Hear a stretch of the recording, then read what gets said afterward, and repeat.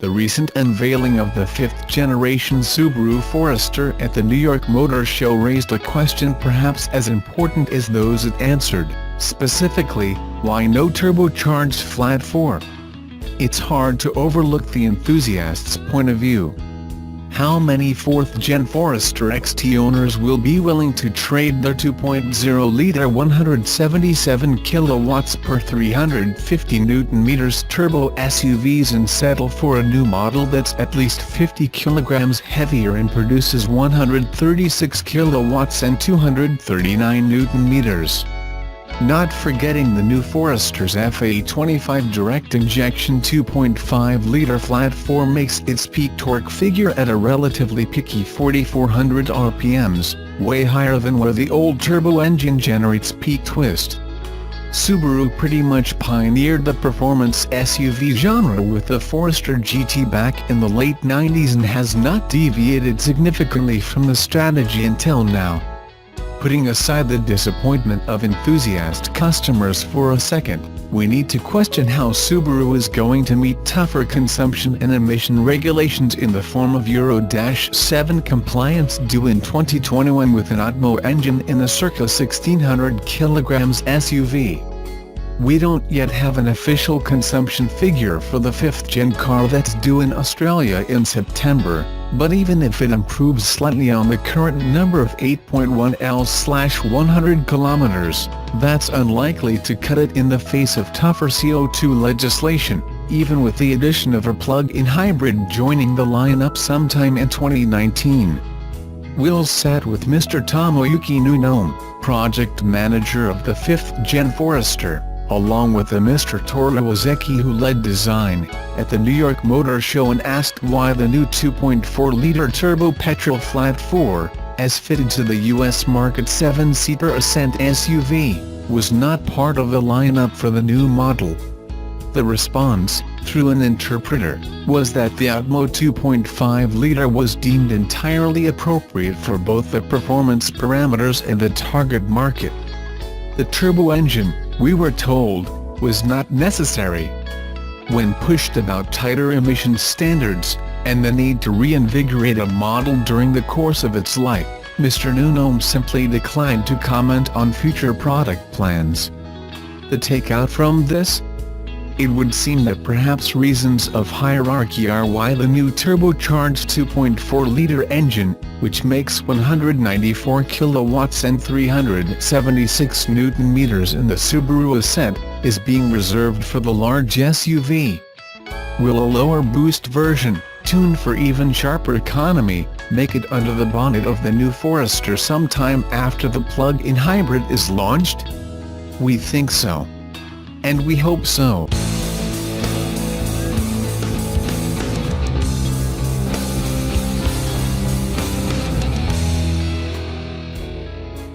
The new Nissan Leaf was unveiled last September to great fanfare, as Nissan launched a months-long global marketing offensive to trumpet the arrival of its second-generation mass-market electric car. A daunting task, replacing the world's best-selling EV, the 2011 Nissan Leaf, produced in around 300,000 units since it came to market. Expectations were particularly high, as Nissan was the first automaker to aggressively pursue the EV market, but had not followed up with a new product since. Meanwhile, progress in the field has been explosive and competition is finally raging. Would Nissan once again lead the way? That was the question. The Japanese automaker confidently hailed this new Leaf as the world's most advanced mass-market electric vehicle and, since its September launch, media outlets have followed suit with rave reviews and generous awards, as 2018 World Green Car, Best Electric Car. New generation driving assistance systems such as Propellant and the e-pedal got all the attention. Global sales to core markets started in January after an early opening in Japan, and total orders have since surpassed 40,000 units with strong sales in all continents. But beyond the hype and good start, is the new Leaf living up to expectations? The most obvious issue for any new electric car model is to address the age-old fear of range anxiety. With early EV models such as the first Leaf only managing about 100 miles on a charge, This is easily the main factor preventing mass adoption of electric vehicles beyond enthusiasts and short-distance commuters. It's true that most drivers statistically only require their car to make short trips on a daily basis, but for an EV to be the main or only car in the household, 100 miles simply won't cut it. That's why, as rumors got confirmed about the 2018 Leaf's 40 kWh new battery, excitement on the new model's capacity faded quickly. With just over 150 miles EPA range, the improvement over its predecessor is notable but not groundbreaking. The original Leaf had itself been improved to 30 kWh over time. While appealing to more customers, it falls short of catching up on market rivals, let alone leading the way.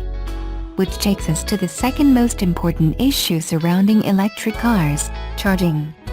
The 2011 Leaf boasted 50 kilowatts fast charging as standard, through its Japanese CHAdeMO plug, providing a good charging speed for its small battery pack. Since then, Tesla has led the way in ultra-fast charging via its 120 kilowatts proprietary system, while most major car makers are now grouping up in support to the CCS system, which promises charging capacities of up to 150 to 350 kilowatts. The 2018 Nissan Leaf surprised us with a 50 kilowatts CHAdeMO plug. The complete lack of progress on this crucial aspect means the new battery may be charged to 80% in around 40 minutes, worse than its predecessor. It's true that possibly up to 80 to 90% of charging will be done overnight, when speed doesn't count as much, but the low spec puts another nail in the coffin for long-distance travel with this car. And it's not the end of the bad news. Recent tests from early customers demonstrated that when fast charging multiple times over the same trip, the new Leaf will automatically slow down the rate of subsequent fast charges from the full 50 kilowatts to much lower rates, about half speed. Nissan has since confirmed this is a feature rather than a fault, to preserve battery life. A bit of an embarrassing justification for an unadvertised limit of the new product, promptly rebranded as RapidGate on social media, and whose consequences are yet to be seen. This flaw alone could quickly turn the narrative about the new Leaf to a completely different direction, as initial orders are fulfilled and new noteworthy competitors such as the Hyundai Kona Electric, Kia Niro EV and Tesla Model 3 become available. With the first cracks in a so far idyllic picture starting to surface, it's doubtful if Nissan will be able to continue its electric ride unscathed for much longer. They still may have a card up their sleeve, the long-range 2019 Nissan Leaf. Rumored to boast a 60 kWh battery for a 225 plus miles range, 100 kilowatts fast charging and liquid battery cooling, next year's version could nip most of the nascent controversies in the bud. But until the upgraded model is unveiled, the new Leaf's honeymoon with media and customers may soon prove to be short-lived.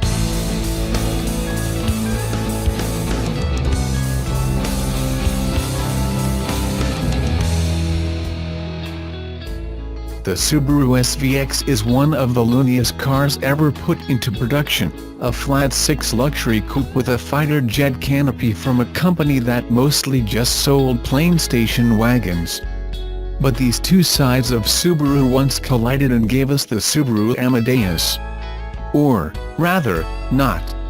The Amadeus was sadly relegated to just being a concept car, shown at the 1991 Tokyo Motor Show. Subaru debuted it at the same time as when it showed the production version of the SVX, which it had previewed as a concept 2 years before.